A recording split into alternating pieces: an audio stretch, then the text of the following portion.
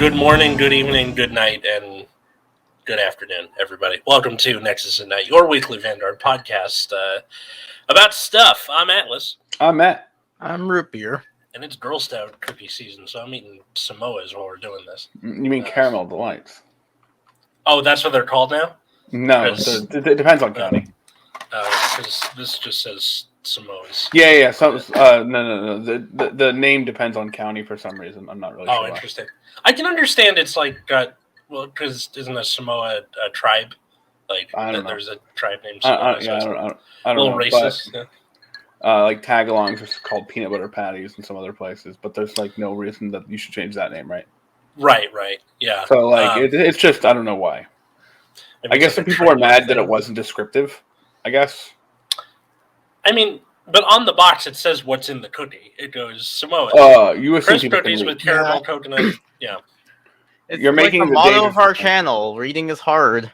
True. Reading is hard. And what's it called? The Nexus at Night, the Cookie Podcast? Both things? Always. Yeah. We're All right. always the cookie podcast.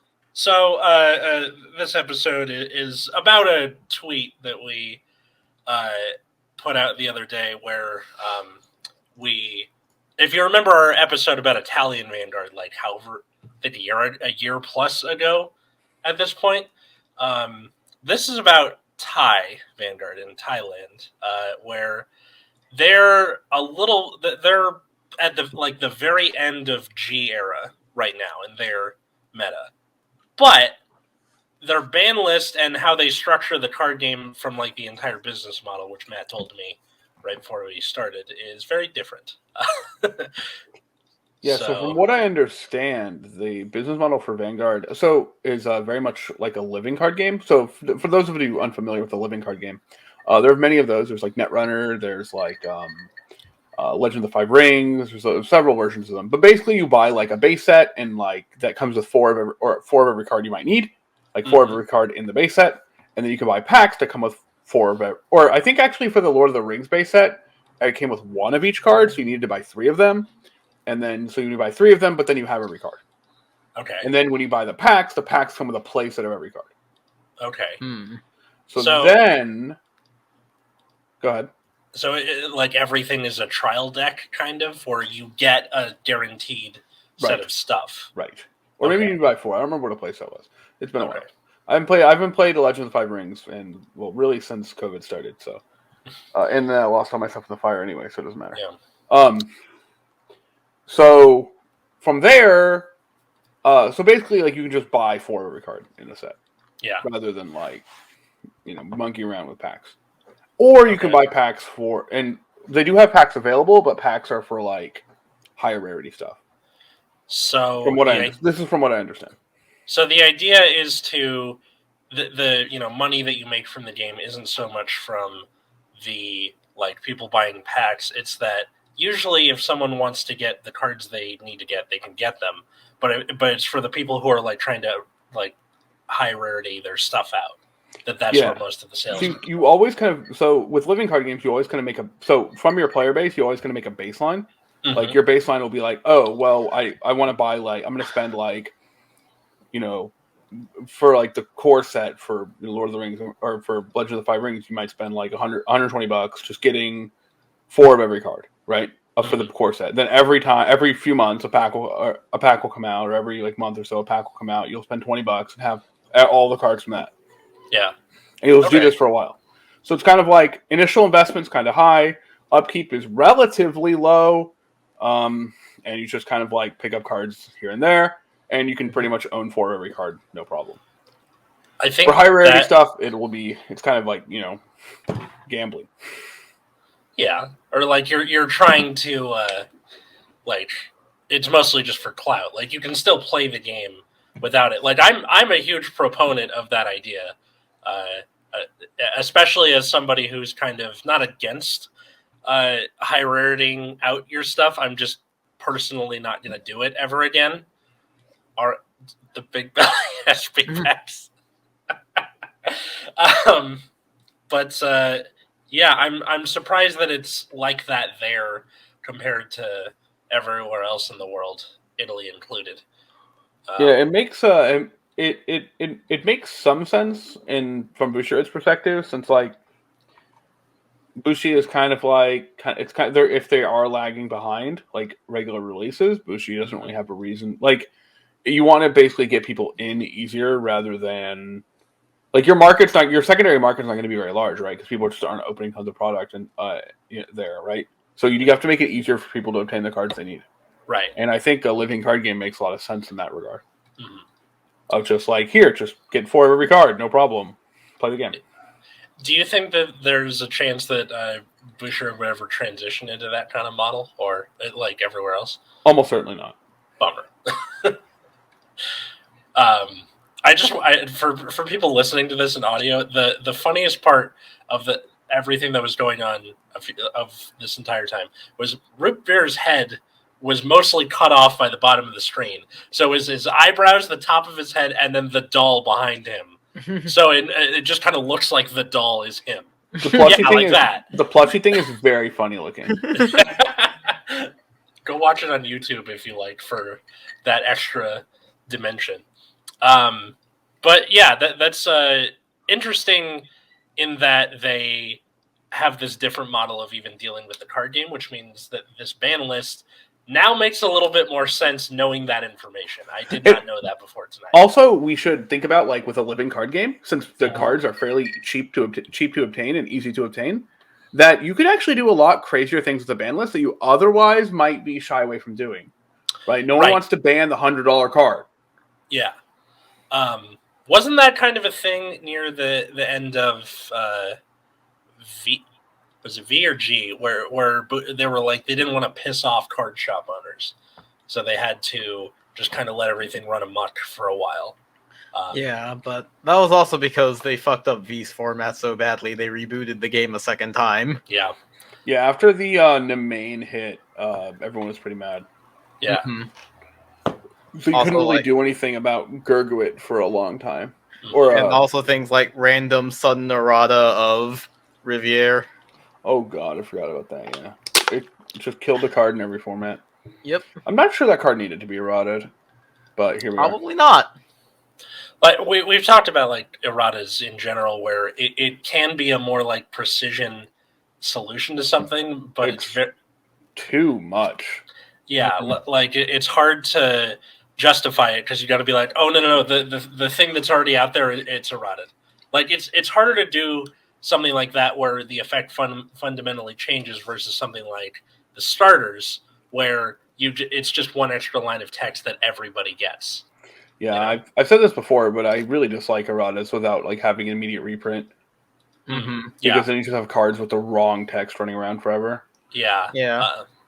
It's definitely and also like for erratas, once you kind of get past the point of relevance, where it's like this card is okay, except for the part where they made the effect much worse.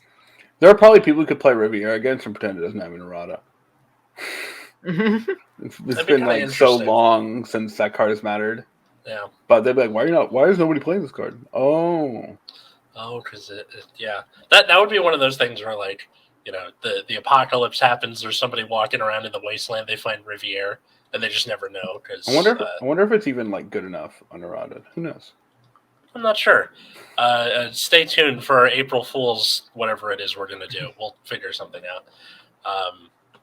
But like Gluttony Nebros, where the original text just said equip gauges being put in a drop, but it's rear darts or equip gauges.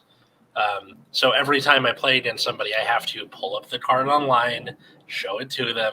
They're like, oh, okay. That card is so annoying that hasn't had like a fixed version. Yeah. Yeah. Because I ordered them online. This isn't even thing with anyway. So let's look at the ban list itself, because I think that's where the meat and potatoes of this thing is. Let's not make another God Hand episode. No, let's do it. So yeah, that God Hand, huh?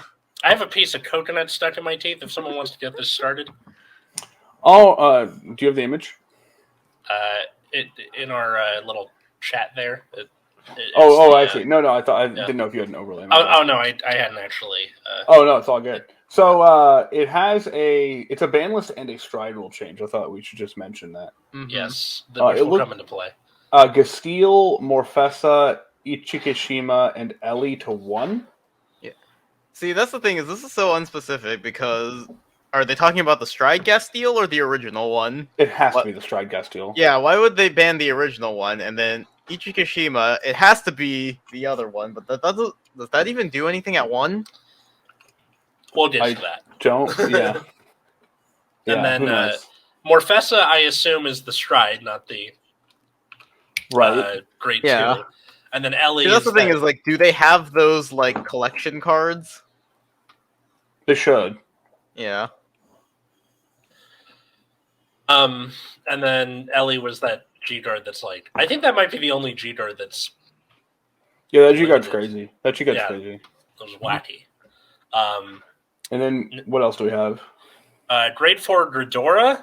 So the Gridora from that Order Colony deck list that we did, or just really any Meta Colony deck worth its salt. Dark Lord Princess, the Pale Moon Stride that can call itself to rear and stride something else with drive -2. And Katrina, the infamous Neonectar stride that just called a bunch of stuff and then was broken and everything. Let's see, Magical Calico, the OTT starter that people are playing for of in deck, Enigmatic Assassin, Crook, which I can't remember which thing. It was a stand trigger that could enable a bunch of bouncing shenanigans. Is that the one with the weird like flute thing, or like a whistle? Just got a whistle in her mouth. Okay, I'm thinking of something else. It's a Bermuda card. Yeah. She's eating a piece of toast. It's a piece of toast. That's what it is. Okay. She has a piece of toast in her mouth underwater. Yeah, it's going to school with a toaster in your mouth. Yeah. What is the deal with that whole trope? The like, I'm late for school, and then you're like tying your shoes with the piece of toast in your mouth. Yeah, and then they run to school and with a toaster in their mouth, and they run into somebody. Yeah. And then there's that thing where their parents made them a big breakfast, and they're like, they're not going to take anything. This is a random aside, but there's this anime called The Daily Lives of High School Boys. It's an incredible anime. You should check it out. But they're like running to school eating breakfast. Like one of them starts with a piece of toast in their mouth, and then one of them has like a piece of meat that they're slicing meat off of. As they run and the other one had like a bowl of ramen or something. It's so good. I'm guessing this is like a satire type thing, right? Oh yeah, yeah. Oh, good. It is a comedy show. Mm-hmm. It's very funny. I might have to check it out. That sounds funny. And Monochrome, the DI stand trigger that lets you soul charge and unflip for free, basically. Cat. Yep, the cat. So that's all at 1. Cursed Eye Raven, again Shadow Paladin, put in deck, top 2, column rested. Stands Doctorid Refros and Dagda, which I can't remember what Dagda is. It's the Ritual 5 guy that you retire a grade 1, CB1, and when it attacks the Vanguard, you can call 2 grade 1s from your deck? From deck, yeah. It's like their way of multi-attacking, so you can abuse the Morfessa Stride. Yeah, that card's really annoying. Really annoying. Calico, Bartgall, I'm assuming the original Bartgall, and Kirf, the starter, can't be your starting Vanguard. Right. So starting just with that, we'll get to the other 2 later. This is a lot more stringent than most of the other ban lists, which is interesting. Yeah. But you still have access to Gasteel, Ichikishima, Morphe, and Katrina. Yeah. It's weird that Ichikishima was like absolutely destroyed in every other ban list. It was just shot. Yeah, just gone. Well, because Ichikishima and Calico at 1, and they don't have. I don't know. Maybe it's okay with Calico at 1 and not First Vanguard. I don't know. It's also interesting to have Refros at 2 because usually they put it to 1 to stop looping. Yeah, I mean, I guess technically could loop at 2, but you can't attack with Vanguard after that. Mm-hmm. Right? Yeah, it's like what's it called? Cola Magnum. Like you can do that forever if you wanted, but yeah, I mean, I don't think it's like unreasonable to have Refros at 2. I don't think it is either. Raven at 2, I guess, probably also similar goal to Refros at 2. Mm-hmm. Monochrome to 1, I think, does a lot and helps slow down Daimonis to that point where it just having that being able to do it one time means that it might not be that kill shot that it was in the West. Yeah, they have a lot less CB to play with monochrome at 1 for sure. Because you hope you find it, you hope you don't soul charge it and if you don't have a way to get it in the hand, it might be if you get it in damage, that's all she wrote. That's it. Yeah. I think that's a large part of why a lot of these like effect stands that were so defined late G era were able to run rampant for as long as they did because they're stands. Put them at 4. Who cares? That's not why you run them as stands. You run them because they have really broken effects. Yeah. Otherwise, I think but Katrina to 2 is fine. I think Neonectar is pretty unplayable without it. They kind of went from pretty good to unplayable, and I think at 2, Dark Lord Princess to 2 doesn't really do anything. Actually, with this list, and we'll talk more about it later, I think Katrina to 2 is more than fine. You think it's more than fine? With this exact list. Oh, okay. Oh, with this exact list. Because, I remember playing against, Nexus Corpus Gabe. Neonectar is to him is what Grey Nature is to me. We might as well talk about this now then. Yeah. So there's a choice restrict actually with Katrina. It's not just restricted to 2. It's with Lilga and Gladiolus, and I think the Gladiolus restrict is pretty. It makes Katrina more than not quite as annoying. Yeah. I forgot what Lilga is, but Gladiolus was their Amber clone that allowed you to call something with the same name from deck, one of your guys. Yeah, so Katrina just ended up being as annoying as humanly possible. It was 8 attacks with force markers and bloom going off. It was wacko. But by killing Katrina, the deck doesn't really have anything, unfortunately. I think this is a much better, and they also hit with the Bloom PG. That's Lilga, I believe. Oh, that's what Lilga is. Lilga. So that's also pretty big. Yeah, but I think listening to this episode and screaming at you guys suck. Yeah. Hi, welcome to the podcast. Yeah, I think this would be a pretty reasonable trade, right? It's you can have Katrina at 2, but yeah, just because it gives them some stride at least. Their G zone is atrocious now, right? And then having the choice restricts with the Bloom PG, which allowed you to just you could call 3 of them and then have a hand of PGs. So now, I love my opponent attacking me a billion times and then having 3 PGs in their hand is great. Yep. So much less of a problem. And then also even then you they can't go for the long run. You only get 2 of these. You only get 1 Ichi. You only get 1 Daimonis. I feel people are less inclined to just go for that immediately if they don't feel ready with 1. Yeah, and the Daimonis also, we mentioned before, has a lot less CB to play with because of the monochrome restriction. Right. And then what was the other thing? Oh, Dark Lord Princess to 2 doesn't do all that much. Pale Moon usually kills you by second stride, but it does slow it down just a hair if you're playing against a deck that can survive that first onslaught. So, good choice, but I'm not really sure if that... Yeah, I'm not sure what it does. Yeah, late G era Pale Moon was just okay, so it's fine. I think now Dark Lord Princess is way crazier. But it could be we need to hit something, or unsure what to hit, but yeah, I think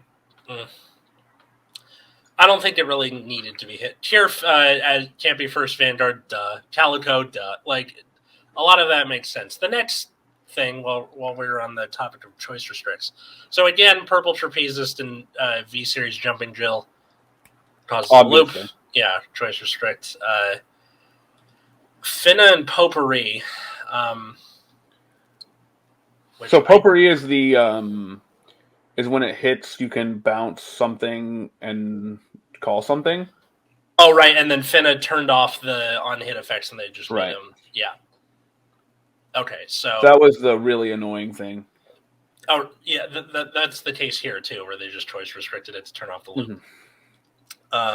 Morfessa and Nemen, another interesting one.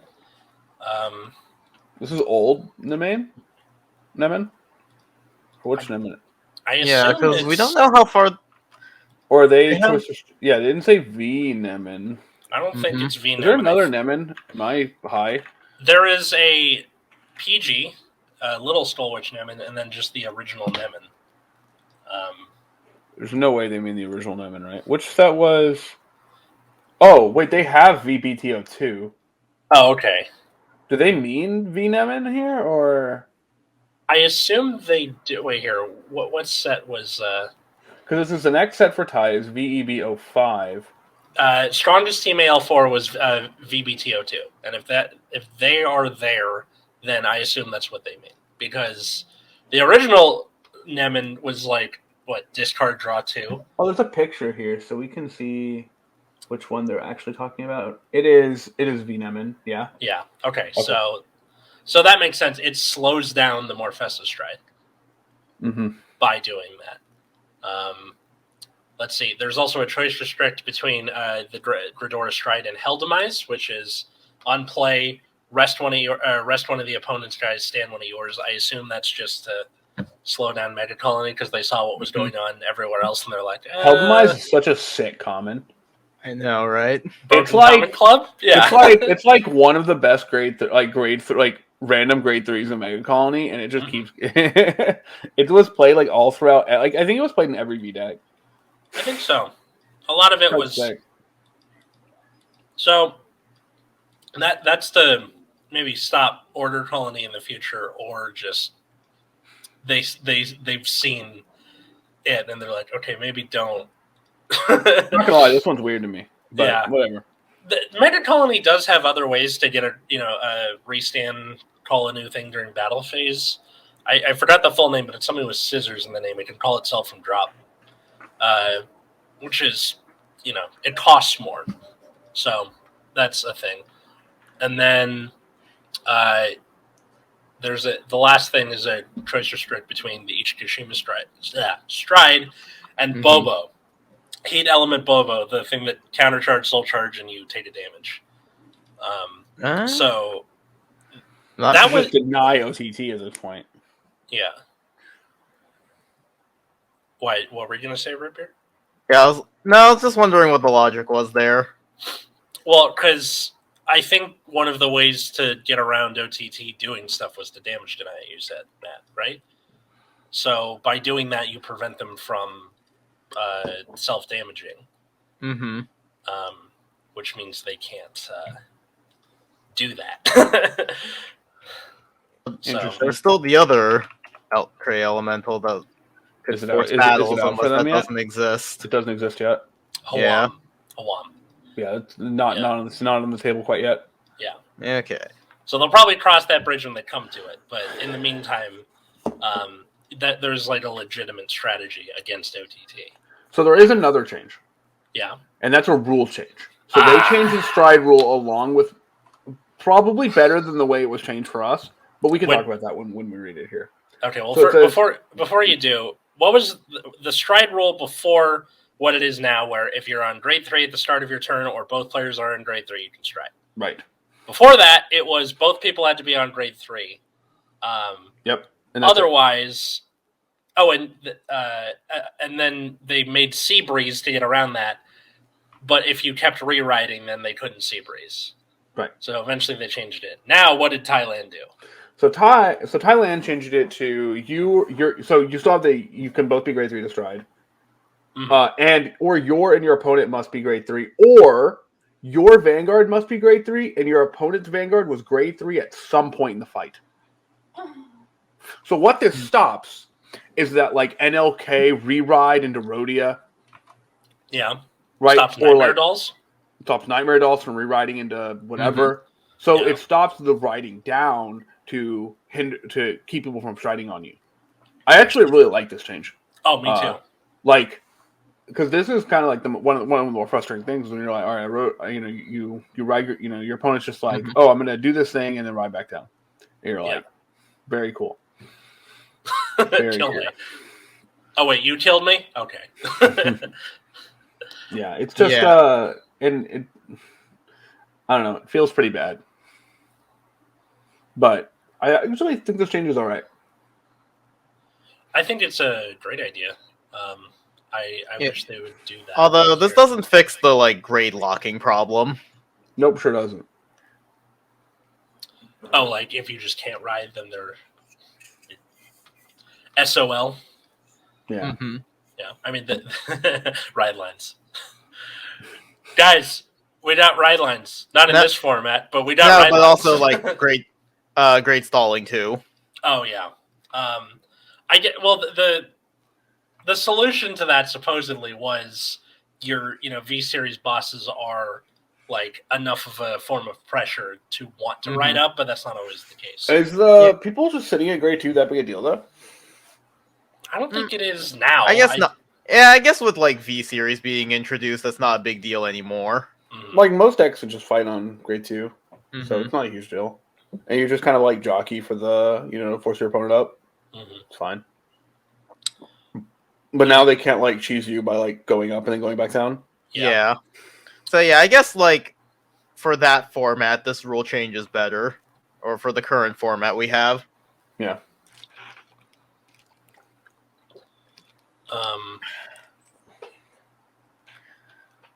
Someone goes, sucks to be a shadow player in Thai.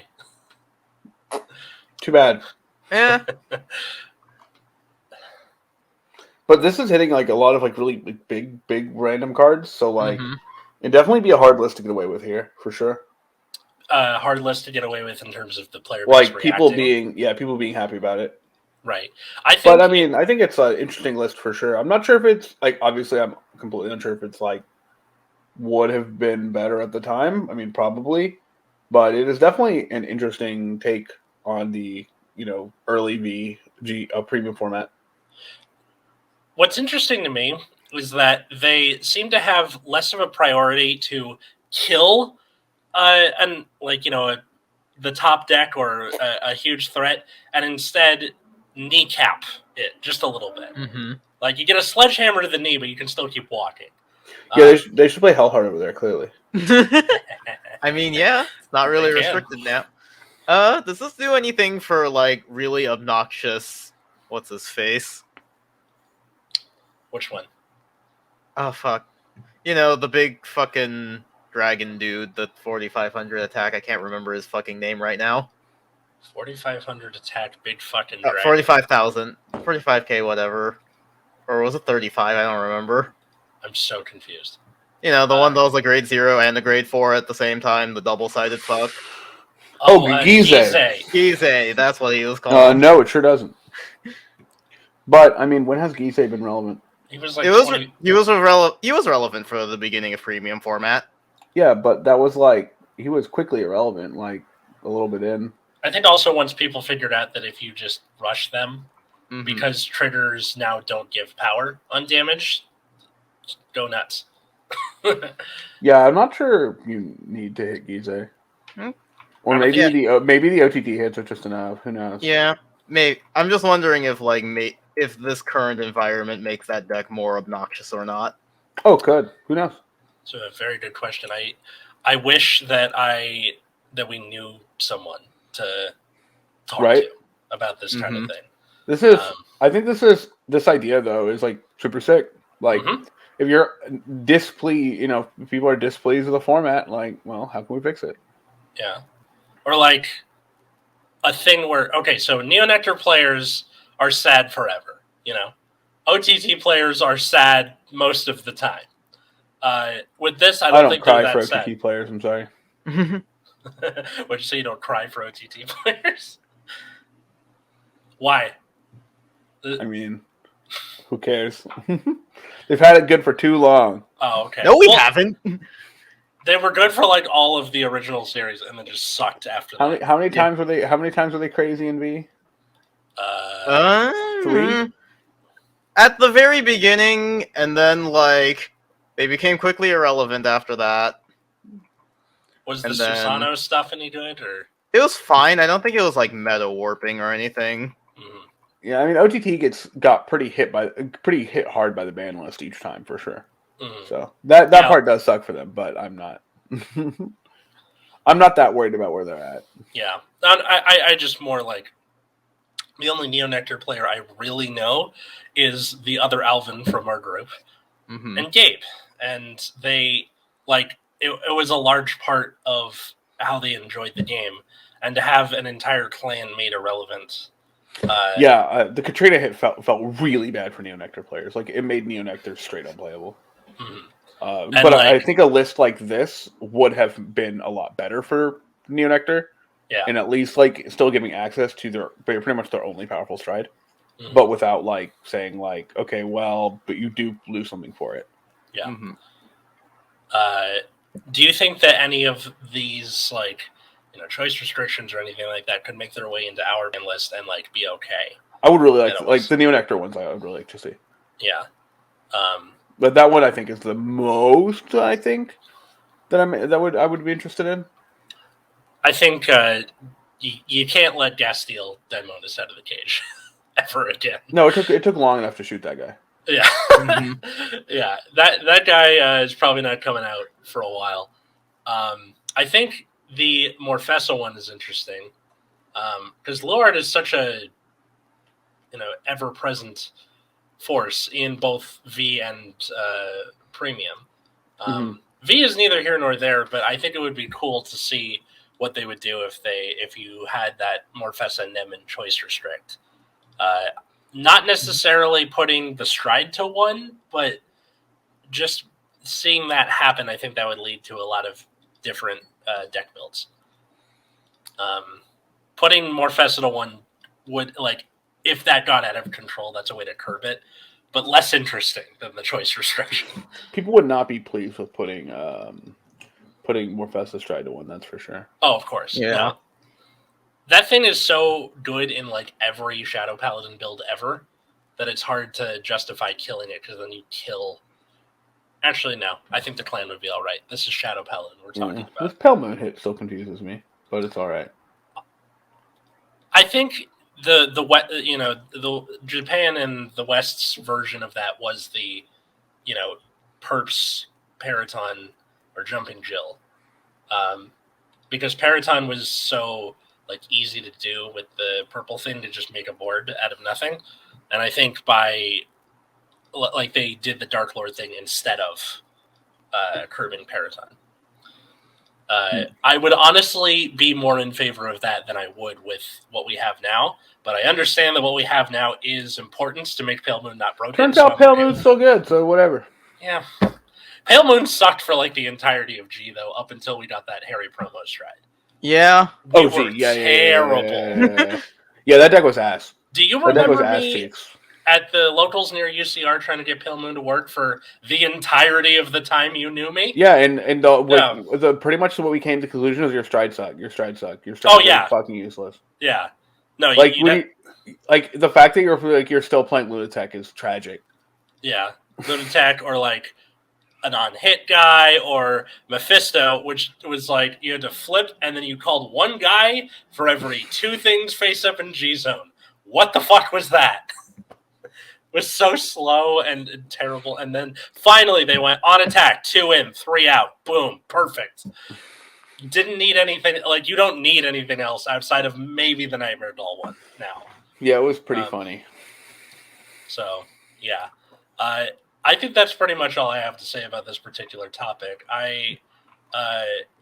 Was there anything else from you guys? Or no, I'm always excited to see stuff like this. I think it's cool. Yeah, it is super interesting seeing like other formats and how they respond to like games that are ahead of them. And it's cool too because they get a little bit of it's a little bit of retrospect as well, right? Mm-hmm. Like they kind of know what's coming in some sense. So, can kind of like, well, that didn't work out. Like, this hit will be good later as well. Like, I mean, Enigmatic Assassin's not getting any worse. Yeah. Like, it's the, what's it called? The game design equivalent of being able to see into the future. Yeah. Like, these cards aren't getting, like, Nemain's not getting worse. Might as well choice restrict. Spoiler alert. Yeah. So it's very interesting for sure. Mm-hmm. So I didn't want to end the episode quite yet because I kind of wanted to people You who need listen. to vent. I do need to vent. People who listen are patrons like Darren, Cole, Josh, and Jeremy. Thank you to them.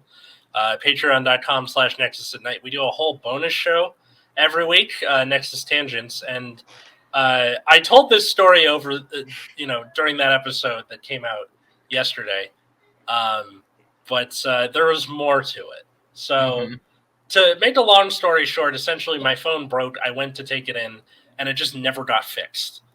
Don't take your stuff to U-Break-iFix, by the way. They're terrible. They'll just forget. Oh, sorry, we forgot. It was on a desk. It just never got. So, yeah. I got the phone back, still not working. And hopefully they didn't charge you money for it. They did not. I made them refund me.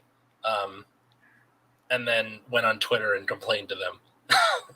Or just complained, and then U-Break-iFix was like, well, we're sorry about that. We want to fix them. I don't want, you guys failed. Fuck you. You string people along. So, the rest of that was, I didn't really know what to do. And I thought maybe I can just go get my phone upgraded, right? Circumvent the whole thing, just get a new phone.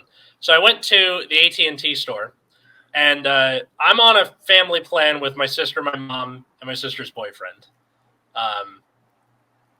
Wait, I froze. Can you guys still hear me? Yeah. Okay. So went to the AT&T store, and it's in the sister's boyfriend's name. And they're like, well, we can't upgrade your phone unless he's here in person or he has to make you an authorized user on the account. So I was like, oh, my God. Well, they're like, you're going to have to call him. I'm like, my phone does not work. Can I use your phone? Yeah, it's like, to call him. Call him with what? I'm trying to upgrade my phone because it broke.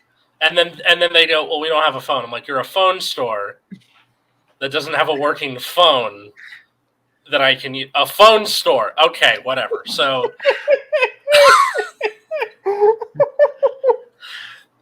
they just really didn't want to give it to you. I have never been a proponent of payphones before, but that would have been a we need scenario. to bring back payphones sometimes. It's like when you're loitering outside of some place and you're playing and you're looking on your phone and someone's like, can I use your phone? And you're like, oh, I don't have it. Yeah, I don't want to be that person. I can't go up to a random guy. Do you see what I look like? You don't want discount Chris Pine coming up to you. Hey, can I use your phone? It just doesn't. It's not going to work. So I don't know who Chris Pine is. The guy, he played Kirk in the Star Trek reboots. Oh, that guy. J.J. Abrams. Yeah, he was Captain Kirk, young Captain Kirk. Anyway, so went back to my workplace, borrowed one of my coworkers' phones, called my sister, who then called me back, and she was like, "Okay, so he's in a meeting. He'll call you back at your desk phone." And he did, and he was like, "Hey, so you don't even have to get the phone upgraded. The way it works with us is we just bought your phone, so you can just buy a new phone and stick your SD card in it, and it'll be cheaper in the long run." I was like, "Okay, that's good."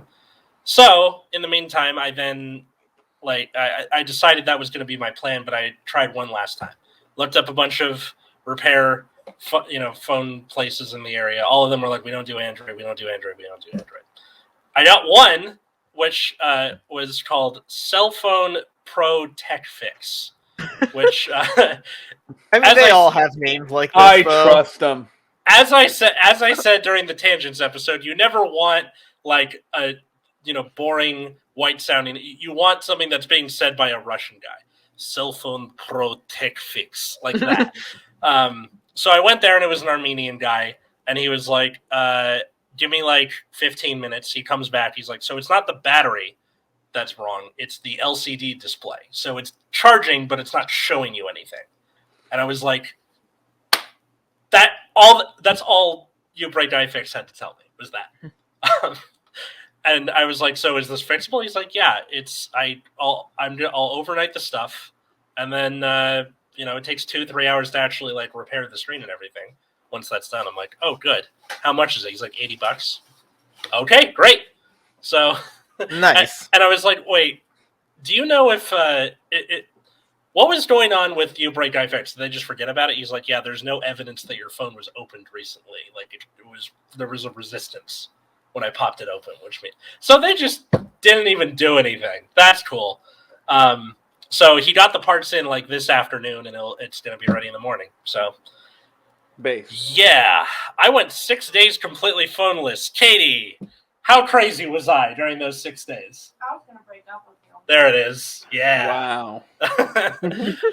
That's serious. Yeah, couldn't log into my bank account. Couldn't log into my time clock app for my work. Couldn't log That means you started having conversations with people when they didn't want you to have conversations with you. Exactly.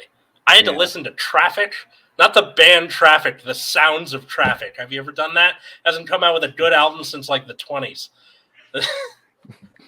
So just that was the whole last week. That's also why the Nexus every time that we told that traffic joke. A lot. It's in my act now, so sorry. Yeah, to patrons, this is like you're hearing all this shit again. I don't care. It's well, at least you found a nice Armenian guy to fix your phone. Yeah, and then also everything is so over centralized with phones now, and I've become slightly more of a Luddite because of that. Yeah, but I really hate talking to people. Oh yeah, no, definitely. Like I had to listen to radio stations again when I was in the car. I remember taking trains into LA and like listening to music, like looking out the window, and people would still try to talk to you. And you're like, what is wrong with you people? Yeah, I became one of those people. Yeah, that's what I'm saying. Yeah, I couldn't imagine. But like those people have phones, and they're just that boring of a person. I had no other choice. What was I to do? You had a choice. You just sit there silently. Shut up. Oh my god! All right. Well, I hope you enjoyed that little story in this episode. I already said the thing about the where to find us. How about the rest of us? Oh, you can find me on Twitter at Wiggums 2Gs2Zs. You can find me at Plasma Eclipse. You can find me at Atlas Novak on Twitter, Instagram, or you can check out my other show at Generation Dan on Twitter. New episodes every Thursday. Gen X, Y, and Z talking about stuff. Until next time, I was Atlas. I'm still Matt. I'm Root Beer. And have a good night, everybody.